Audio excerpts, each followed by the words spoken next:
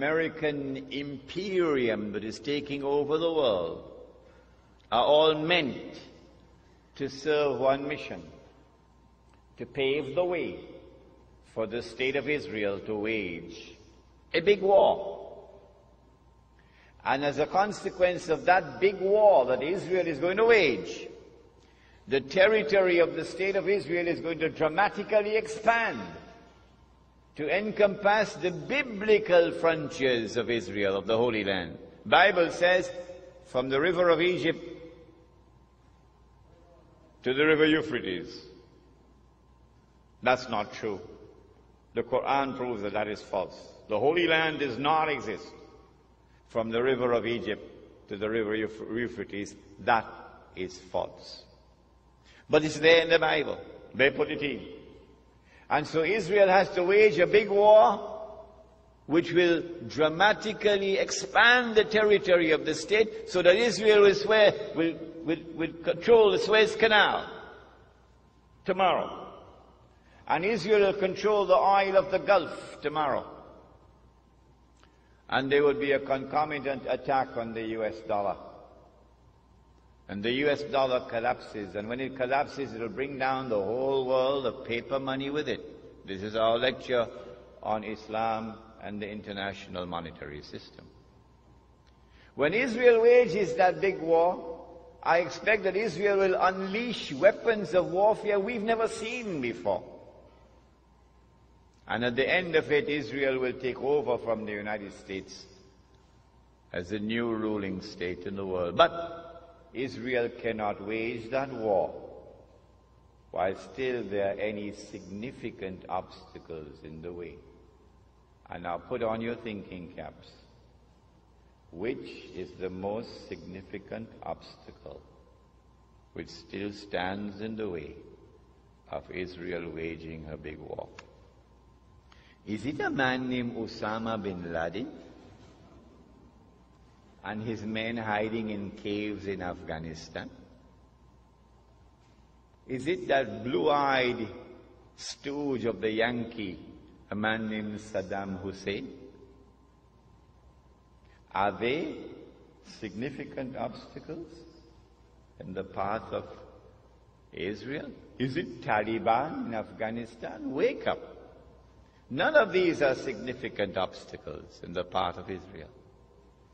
Israel has one major obstacle in its way that must be removed before Israel can wage that big war. And it is Pakistan's nuclear weapons capacity.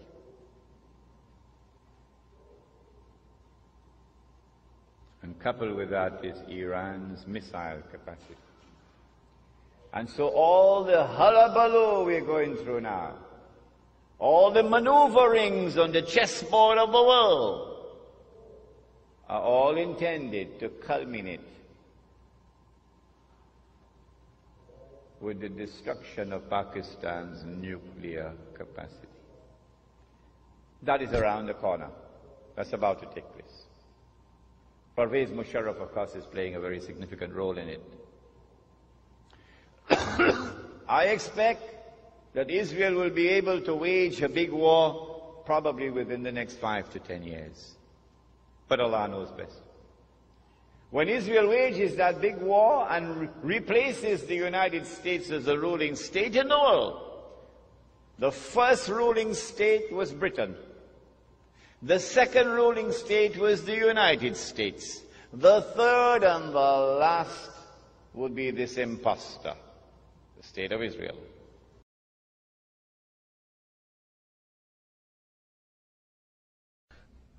You know, you're supposed to bury your dead and forget about it, because she didn't get a chance to bury her father.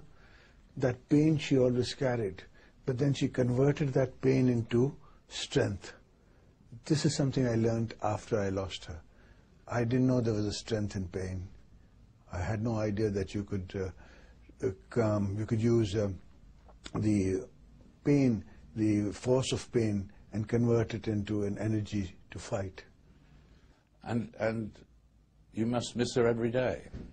Every moment, every second. Day gone so far?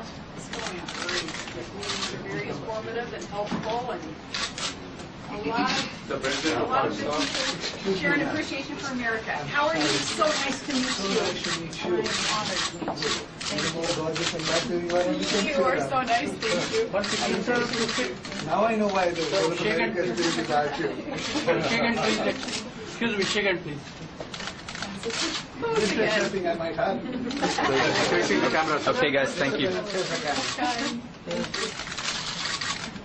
Okay, guys, a couple more. Thank you very much. Thank you, guys. If everybody please head out this way. Peter, if you want to walk to your right, please. Thank you. Thanks, guys. Please, thank you.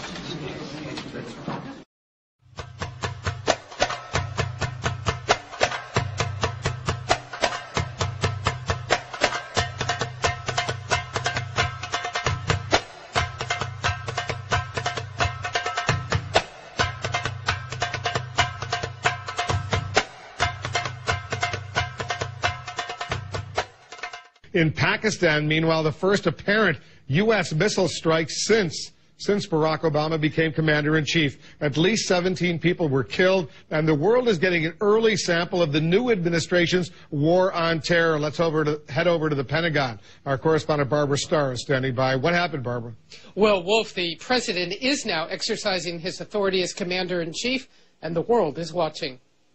Do solemnly swear. Just as President Barack Obama was sworn in on Tuesday, General David Petraeus was in Pakistan pressing top officials yet again to crack down on militants. The first sign the Obama administration's not going to ease up on the hunt: 2 CIA missile strikes Friday killed more than a dozen people in the tribal region. There have been some 30 strikes like these over the past year.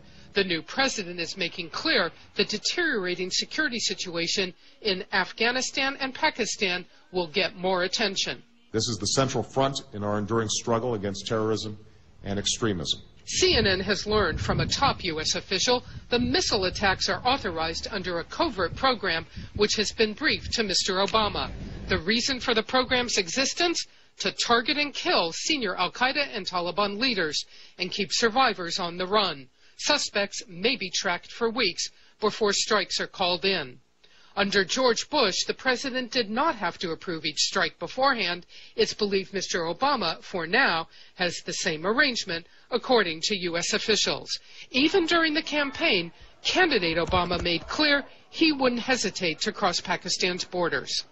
If we have actionable intelligence about high-value terrorist targets and President Musharraf will not act, we will. In an interview Friday with Wolf Blitzer, Musharraf, now out of office, said Pakistan doesn't expect the U.S. strikes to stop. Well, nobody in Pakistan is comfortable with strikes across the border.